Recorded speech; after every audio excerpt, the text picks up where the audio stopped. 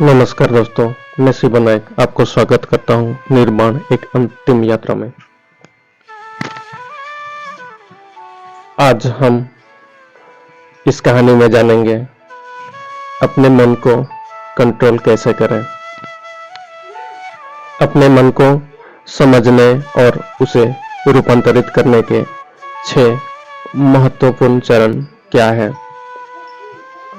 दोस्तों, एक बार एक व्यक्ति बुद्ध के पास आता है और उनसे पूछता है कि बुद्ध, अपने मन को काबू में करने और उसे समझने का पहला चरण क्या है और हम कहां से शुरुआत करें कि हमारा मन हमेशा बस में आ जाए। बुद्ध मुस्कुराते हैं और उसका उत्तर देते कि अपने मन को समझाने का पहला चरण है इसके द्वारा दिए गए लालचों की व्यर्थता को देख लेना। जिस इंसान ने अपने मन के द्वारा दिए गए लालचों की व्यर्थता को देख लिया, उसने इससे मुक्त होना शुरू कर दिया।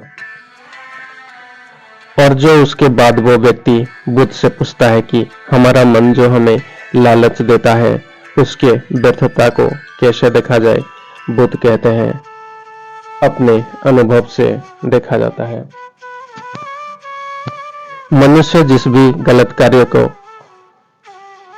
करता है उससे उसको दुख ही मिलता है और यही दुख उसका अनुभव है और यही अनुभव उसके रूपांतरण का कारण बन सकता है। जिसने देख लिया, वो वास्तव में देख लिया कि नशा करना केवल दुख ही है, उसने नशे से मुक्त होना शुरू कर दिया। जिसने देख लिया कि ईर्ष्या केवल खुद को जलाती है और वास्तव में देख लिया, उसने ईर्ष्या से मुक्त होना शुरू कर दिया। तुम्हारा ये देख लेना कि मन लालच तो हमेशा तुम्हें तृप्ति का देता है, लेकिन लगता ये तुम्हें सदैव अतृप्त ही है। और यही अपने मन को समझाने का पहला चरण है। कहानी को आगे बढ़ाने से पहले आपको इस एक प्रश्न को समझना आवश्यक है और वो प्रश्न है कि आप अपने मन को बस में क्यों करना चाहते हैं। क्योंकि अपने ये अनुभव कर रखा है कि आपका मन आपको दुख देता है। हर व्यक्ति का अनुभव ये है, पर क्योंकि आपको आपके मन के लालच बहुत बड़े सुहावने लगते हैं, इसलिए आप इन लालचों के पीछे छुपे हुए दुखों को नहीं देख पाते हैं। सिर्फ अपने दुखों को देख लेने से आपका मन आपके बस में नहीं हो जाएगा। उसके लिए आपको दूसरा चरण क्या है ये समझना होगा। वो व्यक्ति बुद्ध से पूछता है कि बुद्ध, यदि कोई व्यक्ति ये जानता है कि उसके मन के लालचों के कारण उसके जीवन में दुख है, तो क्या इसका अर्थ यह है कि वो व्यक्ति पहले चरण पर है? और यदि वो व्यक्ति पहले चरण पर है तो दूसरे चरण पर कैसे जाएगा? बुद्ध कहते हैं कि उस व्यक्ति को खोज पर निकलना होगा, किसी ऐसे व्यक्ति की खोज पर जो अपने मन से मुक्त हो चुका है और जिसने अपने मन को जान लिया है, क्योंकि तुम्हारा मार्गदर्शन वही कर सकता है जो उस जगह पर पहुंचा हुआ है और जहां तुम जाना चाहते हो।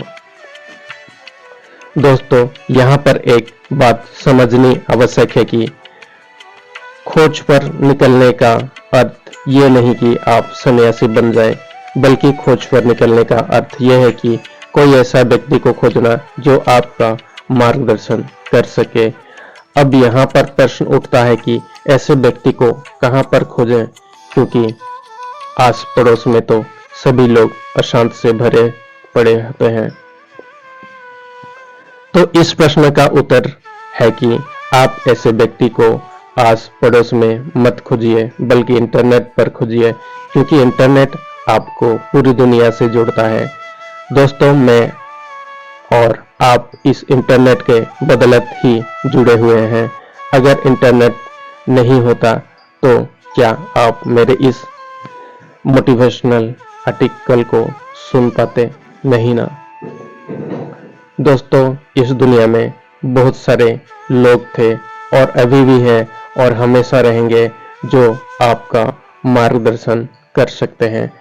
कहानी में वापस लौटते हैं और अच्छे से जानते हैं कि अपने मन को समझने का दूसरा चरण क्या है।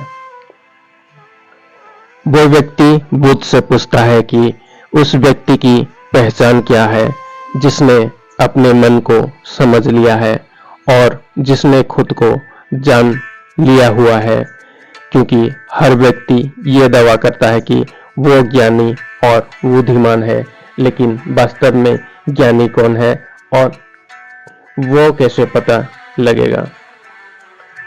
बुद्ध कहते हैं कि यही तीसरा चरण है और वो चरण है सुनकर सुनना ही अपने मन को समझने का तीसरा चरण है।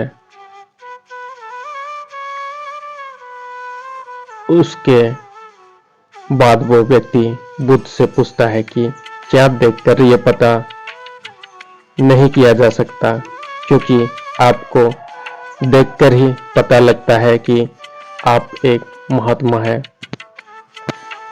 बुद्ध कहते हैं कि देखने में तो कोई व्यक्ति बहुत शांत लगता है, लेकिन भीतर से वो क्या है वो उसके शब्द ही बता सकते हैं। लेकिन ध्यान रहे कि शब्दों पर भी विश्वास एकदम से नहीं कर लेना है। किसी भी बात पर विश्वास इसलिए कर लेना है कि उसे मैंने कहा हुआ है या किसी महात्मा ने कहा हुआ है। किसी भी बात पर विश्वास आपको तब कर लेना है जब वो तुम्हारा अनुभव बन जाए। गौतम बुद्ध के द्वारा कही गई इस बात को मैं आपको थोड़ा और आसान भाषा में समझाने की कोशिश करता हूँ। दोस्तों, कोई कहता है कि ध्यान करना अच्छा है और कोई कहता है कि ध्यान करना बुरा है। ये दोनों ही अतिया है। अगर आप अभी ध्यान को अच्छा मानते हैं तो आप बहुत जल्द ही उसे बुरा मानने लगेंगे और यही हमारे मन की चाल है। तो अब आपके मन में सवाल उठा होगा कि कैसे? तो उसका उत्तर ये है कि ध्यान की शुरुआत में आपको आनंद नहीं मिलेगा, बल्कि बोरियत महसूस होगी और आपका विश्वास क्या था कि ध्यान अच्छा है, लेकिन आपको अनुभव क्या हो रहा है कि ध्यान बोरियत से भरा है। तो धीरे धीरे आपका विश्वास बदलने लगेगा। पहले आप ध्यान को अच्छा मानते थे, लेकिन अब आप ध्यान को बुरा मानने लग जाएंगे। आप एक अति से दूसरे अति पर पहुंच चले जाएंगे और यही हमारे मन की चाल है। हमारा मन हमें अतिया में ही भटकाता रहता है और अगर आप ध्यान को बुरा मानते हैं तो आप कभी भी ध्यान कर नहीं पाएंगे। अब कहानी में वापस लौटते हैं और अच्छे से समझते हैं कि अपने मन को समझने की तीसरा चरण क्या है। बुद्ध कहते हैं कि किसी भी बात पर विश्वास तब तक नहीं करना है जब तक वो तुम्हारा विवेक की कसौटी पर खरी नहीं उतर जाए, और इसके लिए कर्म करना आवश्यक है और कर्म ही अपने मन को समझने का चौथा चरण है। अगर आप धन कमाना चाहते हैं तो आपको सही दिशा में कर्म करना आवश्यक है। ठीक उसी प्रकार अगर आप खुद को जानना चाहते हैं तो आपको सही दिशा में कर्म करना आवश्यक है। वो आदमी बुद्ध से पूछता है कि सही दिशा में कर्म करते वक्त आदमी क्या गलती कर सकता है। बुद्ध कहते हैं कि केवल दो गलतियां कर सकता है। पहला गलती शुरुआत ना करना और दूसरा गलती है कि पूरा रास्ता तय न करना। और इन दोनों गलतियों के पीछे हमारा मन की चाल होती है। कोई सोचता है कि मैं शुरुआत कल से करूंगा, और कोई सोचता है कि शायद मैं सफल ना हो पाऊं। इन दोनों ही गलतियों का व्यक्ति जागरूकता की कमी के कारण करता है। बिना जागरूकता के व्यक्ति का मन उसे सही दिशा में चलने ही नहीं दे सकता, और जागरूकता ही अपने मन को समझने का 5वां चरण है। इसलिए दिन के हर एक क्षण को जागरूकता के साथ जियो। कोई भी कार्य करो तो उसे जागरूकता के साथ करो। अगर सांसें भी लो तो उसे जागरूकता के साथ लो। बिना जागरूकता के साथ जिया गया एक भिक्षण मृत्यु के समान है। और ध्यान रहे कि जागरूकता के बिना ध्यान के संभव नहीं। वो व्यक्ति बुद्ध से पूछता है कि बुद्ध, अपने जागरूकता के स्तर को कैसे बढ़ाया जा सकता है? बुद्ध कहते हैं कि ध्यान के द्वारा, और ध्यान ही 6 चरण है। एक बार आप अपने मन को समझने के 6 चरण को ध्यान से समझिए। अपने मन को समझने का 6 चरण है। थोड़ी जागरूकता के साथ ये देख लेना कि ये मन ही दुख की बीज बोता है। 2. किसी ऐसे व्यक्ति को खोजना जो मन से मुक्त पाने का मार्ग बता सके। 3. अच्छे से सुनना। 4. सुने हुए को कार्य में लाना। 5. जागरूकता के जिससे आप मार्ग से ना भटके। 6. ध्यान। यदि सीधे शब्दों में कहा जाए तो ध्यान ही वो नाव है जिस पर बैठकर मन रूपी नदी को पार किया जा सकता है। लेकिन ध्यान तक पहुंचने के लिए शुरुआती के 5 चरण बहुत आवश्यक है। अभी आप कौन से चरण पर है, हमें नीचे कमेंट बॉक्स में कमेंट करके जरूर बताएं।